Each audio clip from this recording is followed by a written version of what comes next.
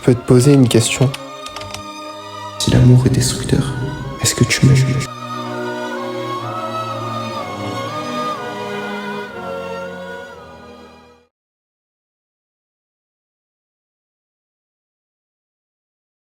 Le mot amour, on l'utilise souvent comme quelque chose qui est rassurant.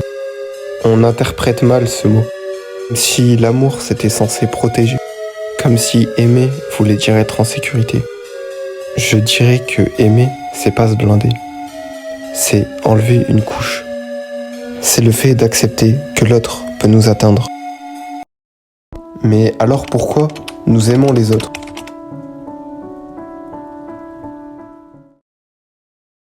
L'humain n'aime pas juste par plaisir, il aime car il en a besoin. D'un point de vue scientifique et psychologique, on est des êtres sociaux. On se construit à travers les autres, à travers le regard, la reconnaissance, le lien. Sans relation, on ne disparaît pas physiquement, mais intérieurement, quelque chose s'éteint. Aimer, c'est une manière de se sentir réel, de se dire « j'existe pour quelqu'un ». C'est pour ça qu'on continue d'aimer, même quand ça fait mal. Parce que ne plus aimer, ce serait ne plus ressentir, ne plus attendre, ne plus espérer. Et c'est là que le problème commence. Quand aimer devient vital, la douleur n'est plus un risque, elle devient inévitable. Et même si on comprend tout ça, même si on sait pourquoi on aime, la logique ne protège pas. C'est à ce moment-là que quelque chose se brise. On ressent tous cette envie d'aimer.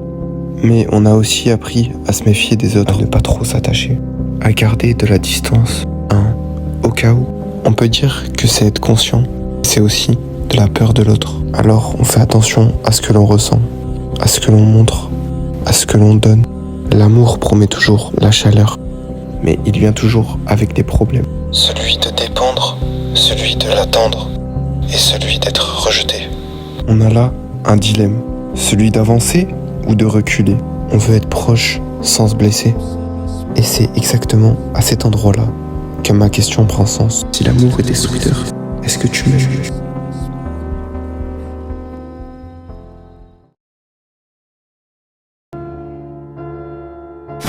Cette question ne vient pas de nulle part. Elle a déjà été racontée, pas comme une théorie, mais comme une expérience humaine. Il y a une œuvre qui a mis des mots et des images sur cette peur de l'autre, sur ce besoin de lien, cette crainte de souffrir. Et cette œuvre, c'est Évangélion.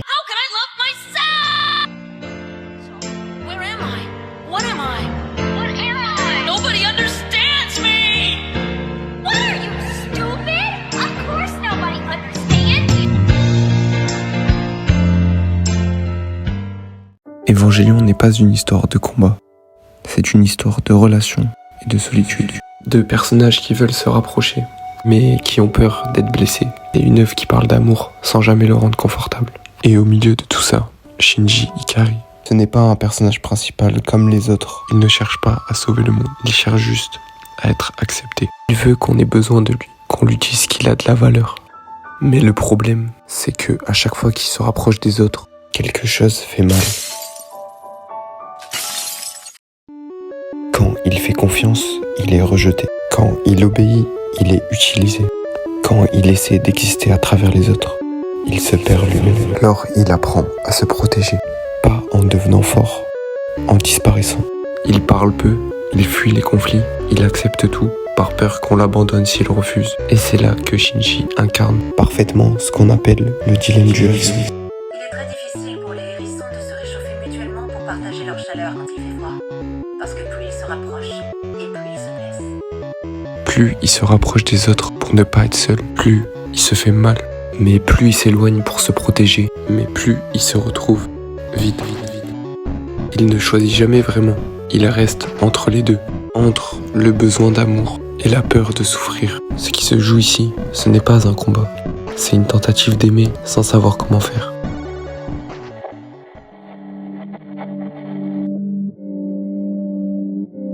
Et ce dilemme, Évangélion ne le pousse pas doucement.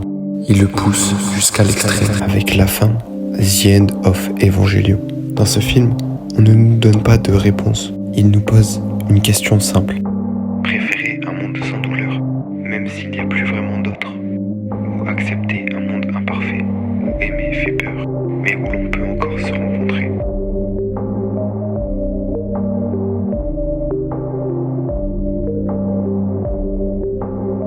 Cette question n'est pas là pour être répondue, elle est là pour être vécue.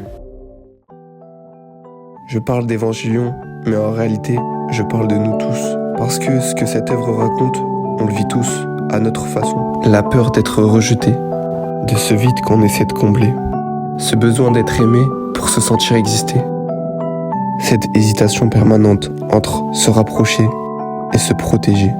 Évangélion ne nous met pas des personnages en face de nous, il nous met un miroir. Shinji, ce n'est pas un personnage lointain. C'est quelqu'un qui veut aimer, mais qui a compris que l'amour peut faire mal.